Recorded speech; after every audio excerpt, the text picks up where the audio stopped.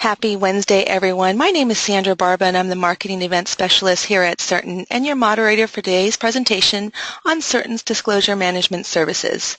Before we get started, I'd like to go over a few housekeeping details. You should be able to hear us through your computer, but if you wish to hear our presentation on your phone rather than your computer, please select the telephone option under the audio panel located on the right-hand side of your webinar control box. Dial the phone number listed, the access code, and the audio pin. Also located on the right-hand side of your webinar control box, you'll find a chat box in which you can type and communicate with our presenters and myself at any time during our event. Just type your question in the box, and we'll make sure to address them as they come in or at the end of the presentation. A copy of the recorded webinar will be hosted on our Certent community within 24 hours of this presentation. I'd like to go ahead and introduce our presenters for today. Joining us this morning is Evan. Evan Condran is the Vice President of Compliance Services here at Certent. He is responsible for the delivery of XBRL services and implementation. Evan has been with Certent for over 6 years, recently obtained his CPA, and has an extensive history preparing XBRL interactive data filings for quarterly and annual reports.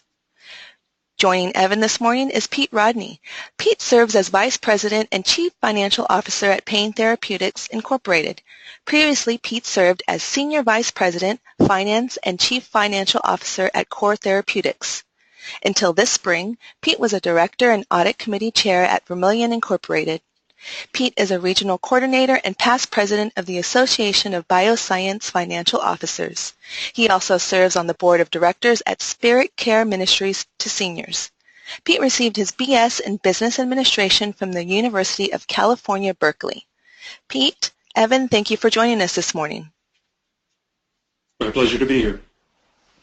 Thank you, Sandra, for the nice introduction. So our client spotlight today is on Pain Therapeutics. Pain Therapeutics is a biopharmaceutical company that develops novel drugs, most notably Ramoxi, which PDUFA date is September 25th, 2016. They're headquartered in Austin, Texas, and founded in 1998. And Pain Therapeutics is currently a premium service customer with Certent. A few XBRL statistics for fun. Pain Therapeutics has 12% custom elements in their latest 10Q filing, which is a pretty good rate. And also the fact count is 298, so somewhat of a low complexity filing. And the fiscal year end date is 12/31. Without further ado, let's jump into an interview with Pete. Pete, as we were preparing for this webinar, you made a comment that your filings always seem to go very smoothly. Is there any advice, either best practices or tips, that you could provide to our audience regarding SEC reporting? Sure, and thanks for the kind introduction. First, I'd say our pro forma filing documents are comprehensive and drafted with full commentary. Now, this helps eliminate abrupt changes in formatting due to any possible number changes at the last minute, and allows for us to focus on timely disclosure. Second is that our input documents are linked to our forecast tools, so that while I might make a change in my forward-looking latest estimates for a full year or for a couple of years, that information fits into and updates my Ribbit information as well, and in particular that helps with things like the tax provision. Third, go ahead. I was going to ask an additional question. Go ahead, Pete. Okay, so third, Ashley, our partner at Certent, is proactive about ensuring that we're on a common calendar. And finally, what we try to do is make sure that we have everything done and teed up for filing prior to my audit committee review. And I think that's a good thing to do. It's not just concentrated on our earnings release, but on a full SEC filing environment, so that all the aspects of my communications with the audit committee are handled, so that I don't have to go back to the well. And on the other hand of that, of course, we have to be cautious and make sure that the preliminary commentary that we put in fits with the final numbers if anything does change. So we put a fresh look on our documents each time. And how long has Pain Therapeutics been using Certent? And can you talk a little bit about what led your team to adopt our premium service offering? Sure. We engaged with Certent back in the Rivet days in 2013, so we've been using the service for quite a while. And we did so in the summertime with an eye toward getting on board with a 10Q filing rather than a full-on 10K. And that helped for us given our logistics. Back then, what I was thinking about was the transition from doing our filings with a full-service printer, as just about everybody in the public world did, but I was pretty stuck, in that I really couldn't put together the resources or the expertise to do it on ourselves. And I've always been wary of outsourcing something that I don't fully understand, because that can get expensive and risky, if not just expensive. So at the time, we looked at the services that were becoming available. I had somebody I knew who had started to use Certent, and they had done so successfully. So that we had that introduction, and I jumped on board. I was expecting that things would make sense kind of from just a filing standpoint, but I was hoping that things would be improved from an operational standpoint, and that I would enjoy a little less expense because I was able to take care of things in-house that might have been done by others, or that I was being charged for that I couldn't do in-house. And it worked. And at the end of the day, it was about value as opposed to me trying to reduce my costs. And it worked very well for us. Great to hear. Could you tell us a little bit about your relationship with the services team? Maybe you have a few examples of various tasks, or how you typically leverage the team, and what's it like being able to outsource those functions? Sure. I think there's typical and then there's atypical. And frankly, given our structure, we're a very, what you might call a thin-staffed organization. We don't have any of our own, as a biopharmaceutical company, we don't have any of our own laboratories or any of our own R&D staff. We work with others to do that. As a result, it's not a heavily staffed organization, and G&A is just two of us, and I actually take the lead on the document. So I don't hesitate to ask when I need help on mundane things, on formatting. If there's something where I feel like I'm hitting a little bit of a wall, I just pick up the phone, and I've been amazed and just so pleased with the timeliness and the quality of the help I get from just calling in for tech support and calling Ashley, who helps me routinely.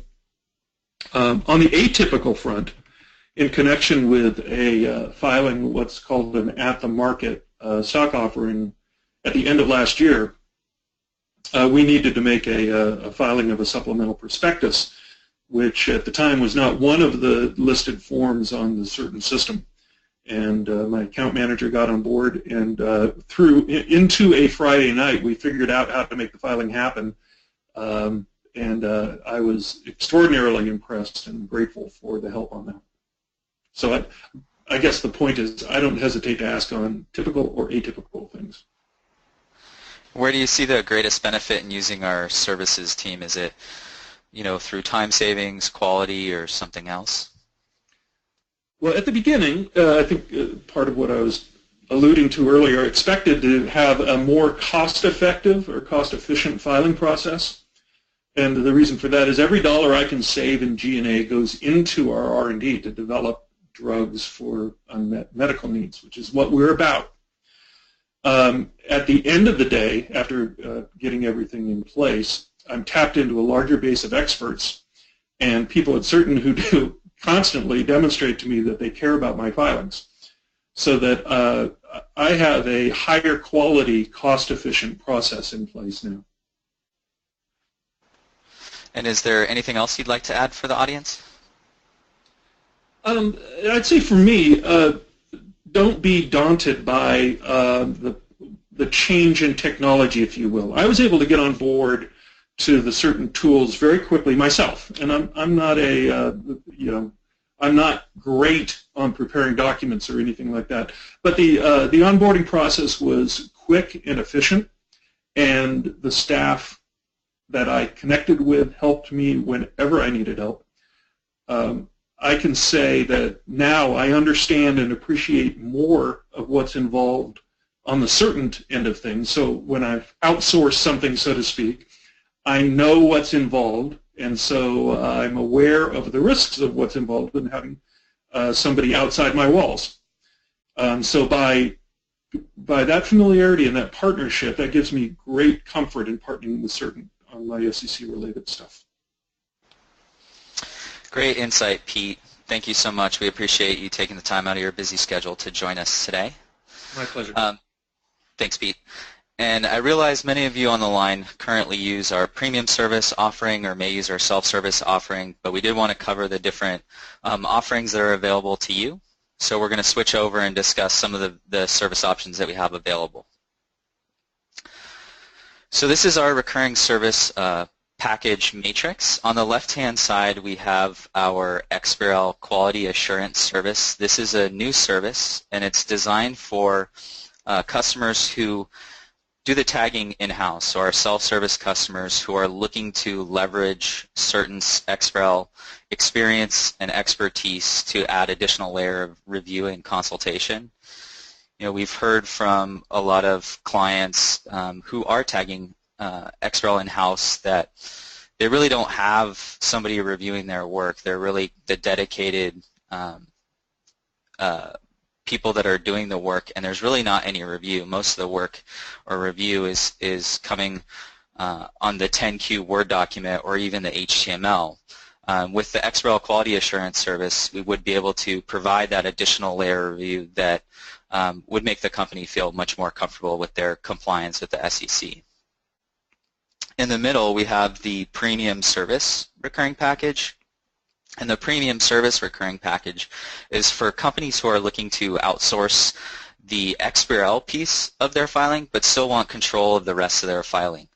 That could be from formatting to filing to the SEC to training new employees at the company.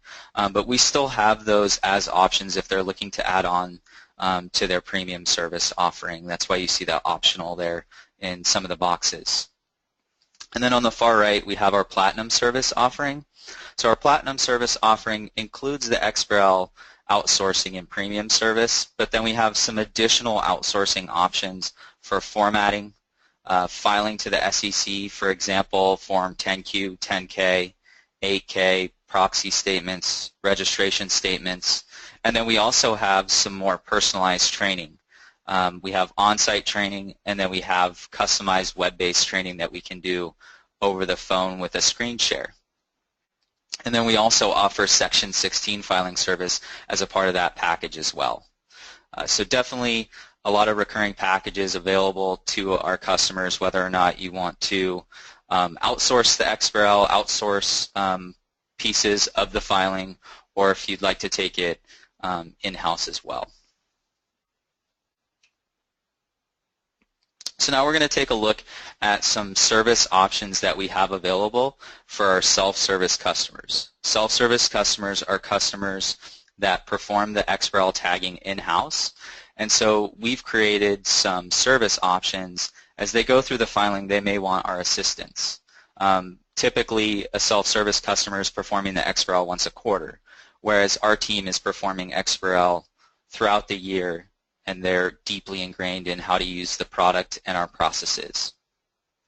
The first item is validation services, and this is really just the dedicated accountant reviewing the DM validation and performing the changes and then providing a report to the customer so they understand what changes occurred and also how those changes were made, so in the future the customer can perform those if they wish. We find this is really helpful. Typically we get asked during the filing season from self-service customers, hey, do you mind reviewing my validation? I just want to make sure everything is okay. That's what this service is for.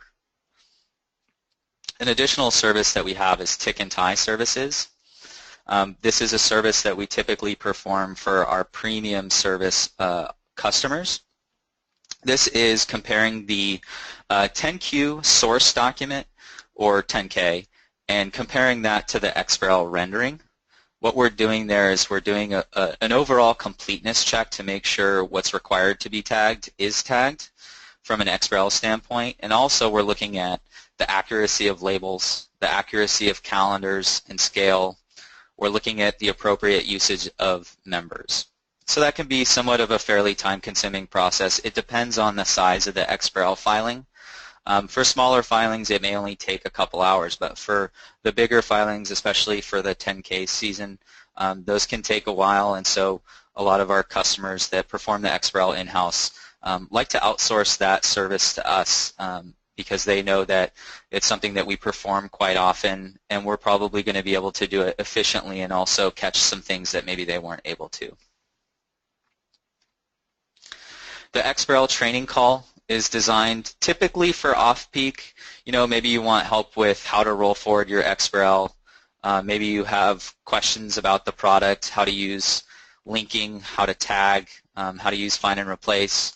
Or maybe you just want a refresher on best practices in the industry, or some vocabulary in terms of XBRL terminology.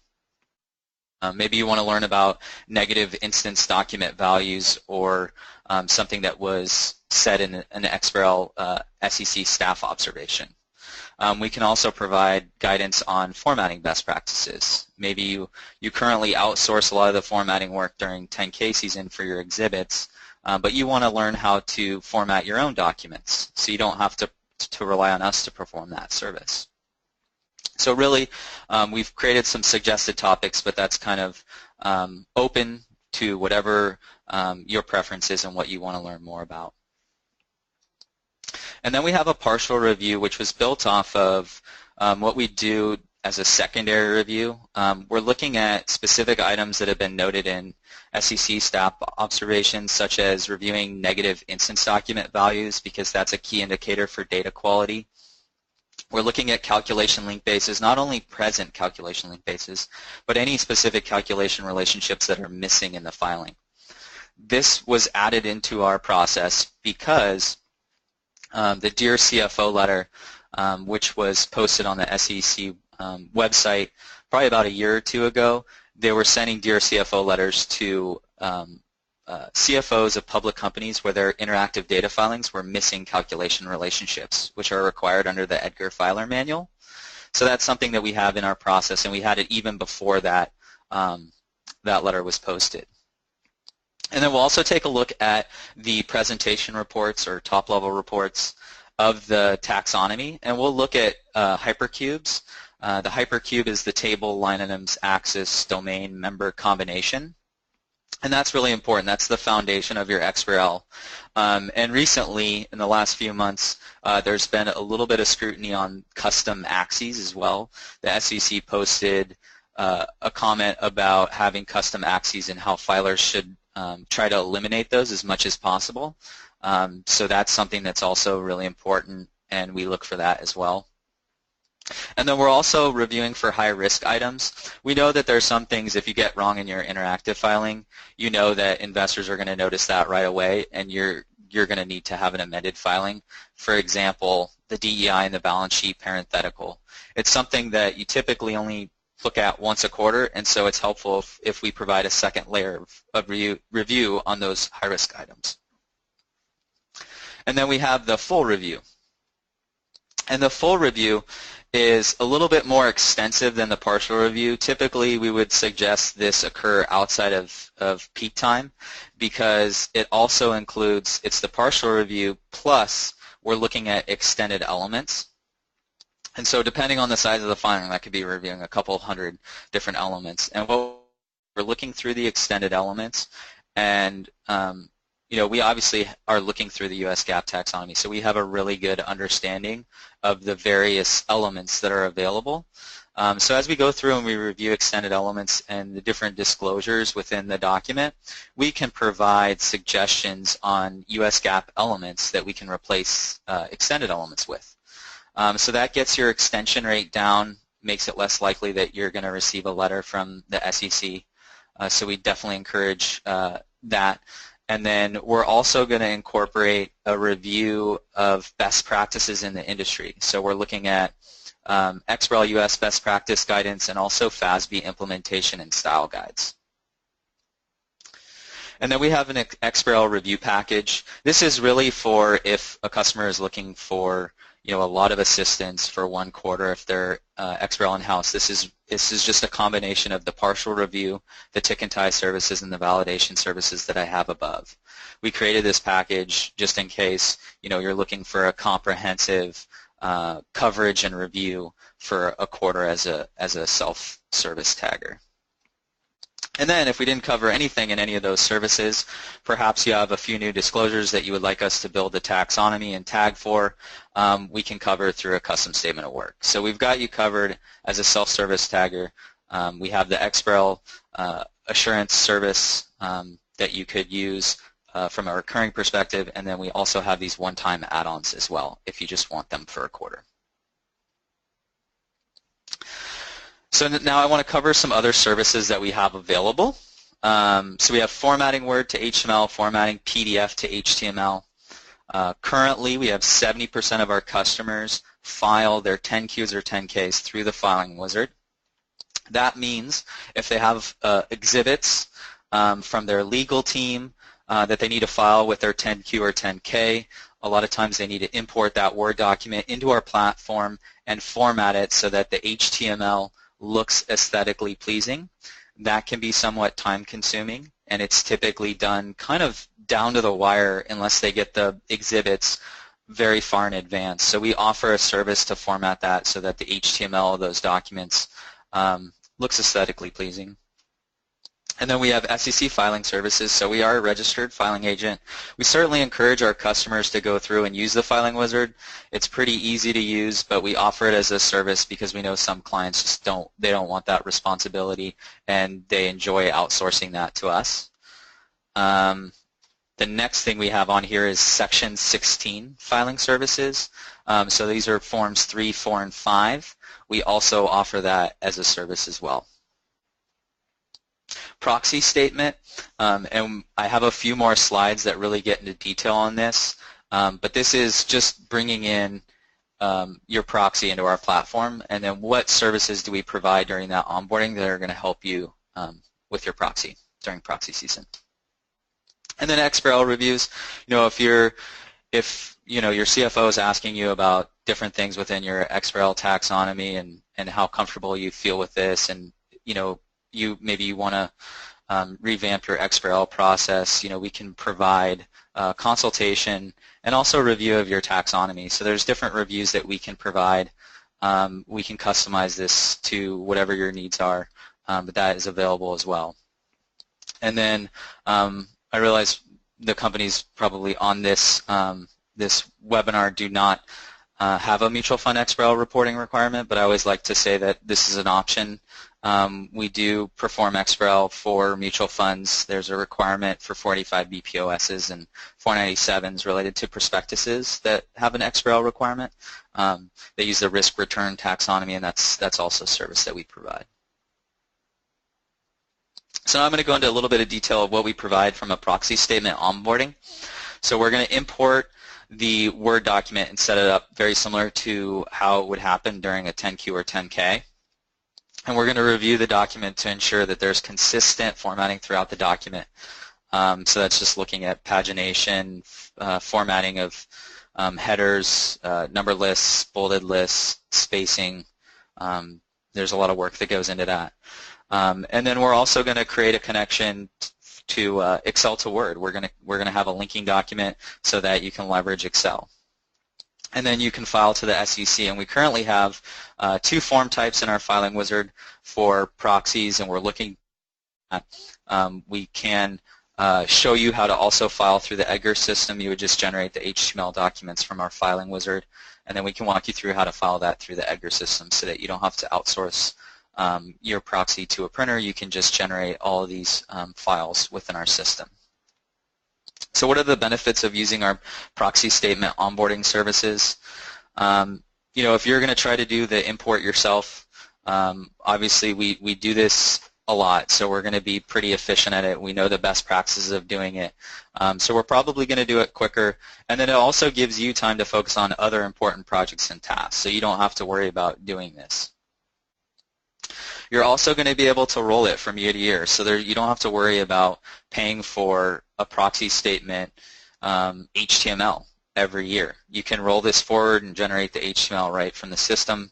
And then you're also going to be able to leverage Excel. We know that using formulas and name ranges and linking up data from Excel to Word is really important, and you can leverage that with proxy statements, just like you would 10Qs or 10Ks.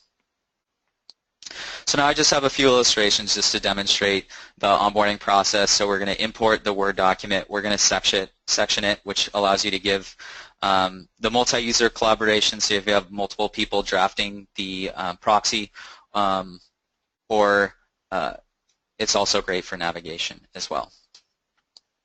And then on the table of contents, we're going to hyperlink the headers, and then we're also going to make the page numbers dynamic so that you get a simple F9 refresh. That way, as your content changes within your document, your page numbers also reflect that as well. And I love having the hyperlinks on the headers so that when someone's reviewing the HTML, they can click through and navigate through the document very easily. Without that ease of use navigation for users of the information, they're most likely not going to be using the document just because it's hard to read through. And then we're going to review through the consistency of the formatting. We're going to look at headers. We're going to look at font style.